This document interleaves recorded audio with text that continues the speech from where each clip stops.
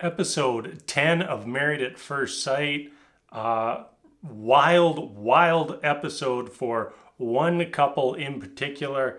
And really, I just don't have much to say about the other couples this week. So we're going to do a speed run through four couples.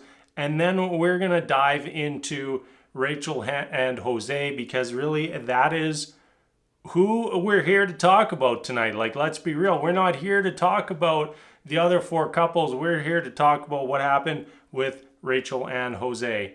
For the first time this season, Brett and Ryan, congratulations. You're not the last couple that I talk about. You're actually going to be the first. All I got to say about them is it's really, really looking like Ryan isn't attracted to Brett.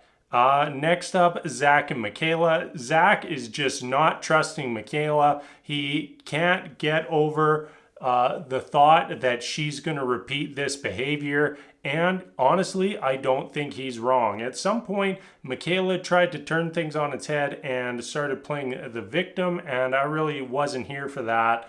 Next up, Mirla and Gil. We got the line, if I don't get a kiss, we're getting divorced. And by the end of the episode, we had the first kiss of the season. It was also interesting, Mirla basically just point blank saying yeah, we're not getting divorced.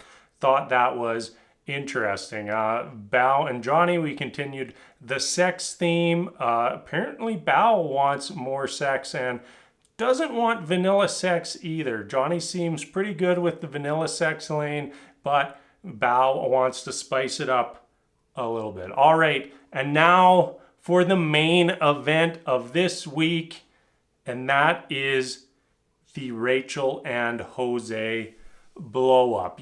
This was hyped in the previews, and I'll be honest, it did not disappoint. This blow up, this has to be a marriage ender. I cannot see them recovering from this. And honestly, I'm giving the advice to Rachel right now: run, run, run.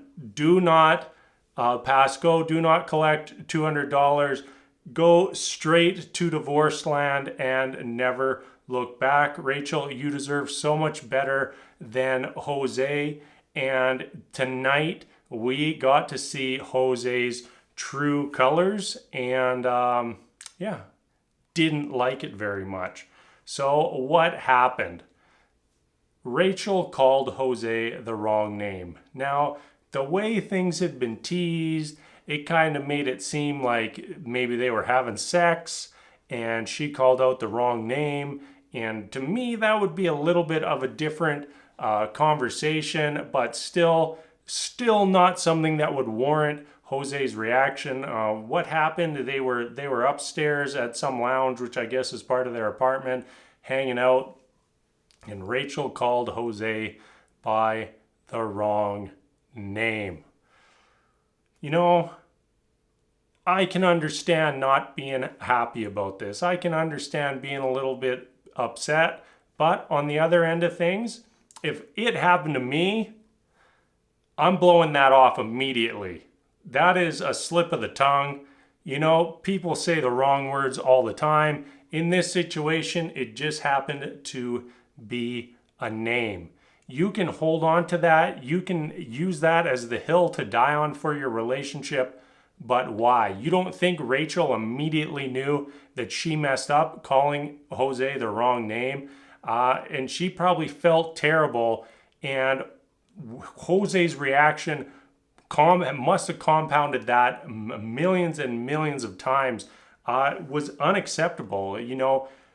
Anytime on Married at First Sight, when there's a confrontation going down and the producer is planted right in the middle of that confrontation, it can't be good. To think Jose and Rachel are sitting in their kitchen and Jose is just going off telling her, get the F out, you can just leave, blah, blah, blah, blah, blah. And the producer's sitting there what happened before that we didn't see that caused that producer to get up and be like, okay, I need to insert myself in this situation immediately. It like almost makes me think that what we saw was not even the worst of what happened. And that little interaction alone, you know, she messed up. Absolutely, she messed up. But she didn't cheat on you, man. She called you the wrong name. She called you Johnny. No, probably not. She called you probably the name of one of her exes, which is, it's bad. It's bad, but it's not, that is not a relationship ending sin. It just isn't. And Jose's reaction, you know, we were in Chloe Johnson's chat for the pre-live talking about Jose having little man syndrome, and it was on full display here for this whole ordeal. The man has ego issues. He has confidence issues. I don't even know how to explain it all, but the moment that his little Jenga tower gets built up so high, the moment that it tips over, that he gets the first block pulled out, it's crashing down to the ground, and it crashed in glorious fashion. Like, if you're ever in a relationship and someone talks to you that way, that is not healthy. You know, you can fight with your partner. You can get angry at your partner, but one, you have to be aware that those words that you say in that moment will leave a lasting impression on that person. You know, you can't blow that off. Oh, it was just the heat of the moment. Oh, it was just the heat of the moment. Those words came from inside you. Those words came from somewhere, some feeling inside of you. And when you said it, there was at least some intent and meaning behind that. And I just do not know why Rachel would want to continue in this relationship. I really, really don't. Like, to see that and like him,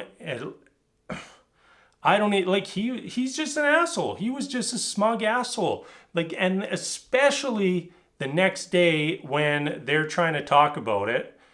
Rachel, well, not they are trying to talk about it. Rachel is trying to talk about it. You know, see if he has any level of remorse for his actions. And he absolutely did not whatsoever. He just sat there cooking his steak and lobster for himself.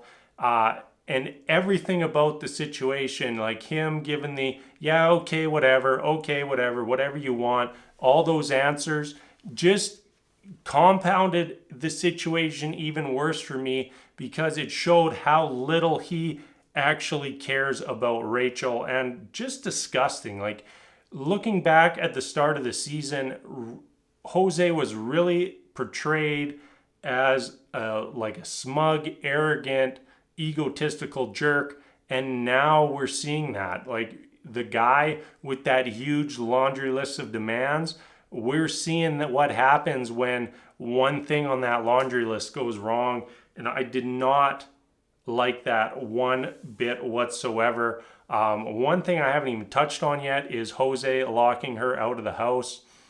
Him trying to sell that story to the guys like, oh, she left, so I locked the door because I got to protect my property. What? And like, I really enjoyed none of the guys buying it. Every single one of the guys being like, yeah, he's not telling us the whole story.